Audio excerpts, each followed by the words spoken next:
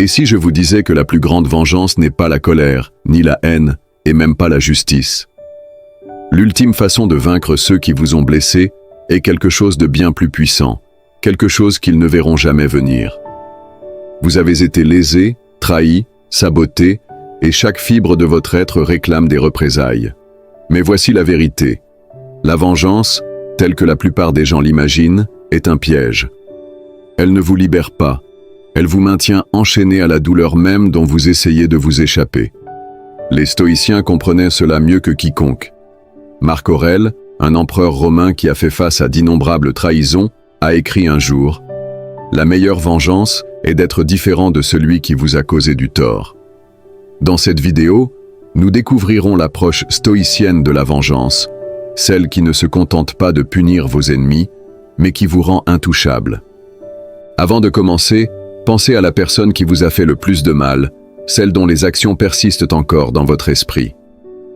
À la fin de cette vidéo, vous aurez l'état d'esprit nécessaire pour effacer complètement leur pouvoir sur vous. Alors restez avec moi jusqu'à la fin, car ce que vous êtes sur le point d'apprendre changera la façon dont vous percevez chaque personne qui vous a fait du tort. Et si vous êtes prêt à transformer votre douleur en pouvoir, assurez-vous de vous abonner et commençons. Chapitre 1. Pourquoi la vengeance traditionnelle est un piège? Imaginez que quelqu'un vous lance un charbon ardent. Votre premier instinct? L'attraper et le relancer.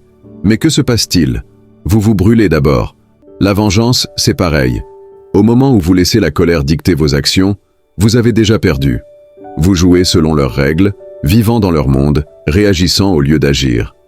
Les stoïciens voyaient cela comme la plus grande faiblesse, non pas le fait d'être lésé, mais de se laisser consumer par le tort subi. Sénèque, un homme qui a vécu sous le règne d'un tyran qui finira par le forcer à se suicider, écrivait « Personne ne peut vous faire de mal sans votre permission ». Qu'est-ce que cela signifie? Cela signifie qu'au moment où vous permettez aux actions de quelqu'un de dicter vos émotions, vous lui avez donné le contrôle sur vous. Et la plus grande punition que vous puissiez infliger à ceux qui vous ont blessé est de reprendre ce contrôle. Chapitre 2. La formule stoïcienne pour la vraie vengeance.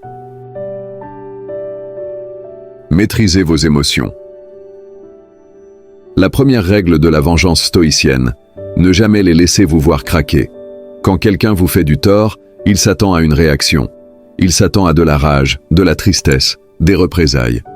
Le plus grand coup de force? L'indifférence. Marc Aurèle écrivait « Vous avez du pouvoir sur votre esprit, pas sur les événements extérieurs. Réalisez cela et vous trouverez la force. Chaque fois que vous refusez de réagir, vous gagnez. Chaque fois que vous répondez avec calme au lieu du chaos, vous prouvez que leurs actions ne vous contrôlent pas. C'est là que commence la vraie domination. Étape 2. Exceller au-delà d'eux. La meilleure vengeance n'est pas de les blesser, c'est de devenir quelqu'un qu'ils ne pourront plus jamais atteindre. Quand vous réussissez, quand vous vous élevez, quand vous vous transformez en quelque chose de plus grand qu'ils ne l'ont jamais imaginé, c'est à ce moment qu'ils réalisent qu'ils ont perdu. Pensez aux plus grandes figures de l'histoire. Nelson Mandela, insulté et emprisonné pendant 27 ans, mais au lieu de chercher vengeance, il est devenu un symbole mondial de sagesse. Marc Aurèle, entouré de trahison à la cour romaine, n'a pas perdu de temps dans une mesquine vengeance. Il s'est concentré sur le fait de gouverner avec sagesse et discipline. Le monde se souvient de leurs forces, pas des noms de ceux qui leur ont fait du tort. Sénèque écrivait « C'est la marque d'un grand homme de ne pas être troublé par l'adversité et de ne pas permettre que sa grandeur soit diminuée par ceux qui lui font du mal. » Alors, la prochaine fois que quelqu'un vous fait du tort, demandez-vous « Quel est le résultat qui me sert le mieux? Gaspiller mon énergie à prouver quelque chose ou utiliser cette énergie pour construire un avenir imparable. »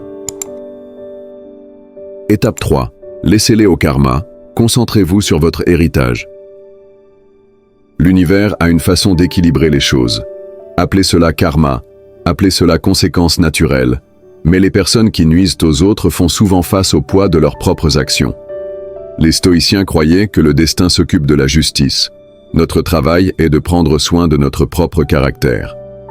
Épictète disait « N'expliquez pas votre philosophie, incarnez-la. » Au lieu de chercher la vengeance, Canalisez cette énergie pour devenir le genre de personne dont la présence est une déclaration. Construisez une vie si grande, si accomplie, si puissante, que ceux qui vous ont blessé ne deviennent rien de plus qu'une leçon oubliée. Conclusion. La leçon stoïcienne finale sur la vengeance. Alors, quelle est la meilleure vengeance? Ce n'est pas la colère, ce n'est pas les représailles, c'est prouver à vous-même et au monde que personne n'a le pouvoir de vous briser. Le moment où vous cessez de chercher vengeance est le moment où vous gagnez, car la plus grande punition que vous puissiez donner à ceux qui ont essayé de vous abattre est de leur montrer qu'ils n'ont jamais pu. Vivez bien, élevez-vous au-dessus, et laissez votre succès être la seule réponse qu'ils recevront jamais. Si ce message a trouvé un écho en vous, laissez un commentaire ci-dessous. Quelle est la chose que vous avez apprise aujourd'hui qui changera la façon dont vous gérez ceux qui vous ont blessé? Et si vous êtes prêt à incarner l'état d'esprit stoïcien, assurez-vous de vous abonner pour plus de contenu qui transformera votre vie, car le vrai pouvoir se trouve dans votre réponse.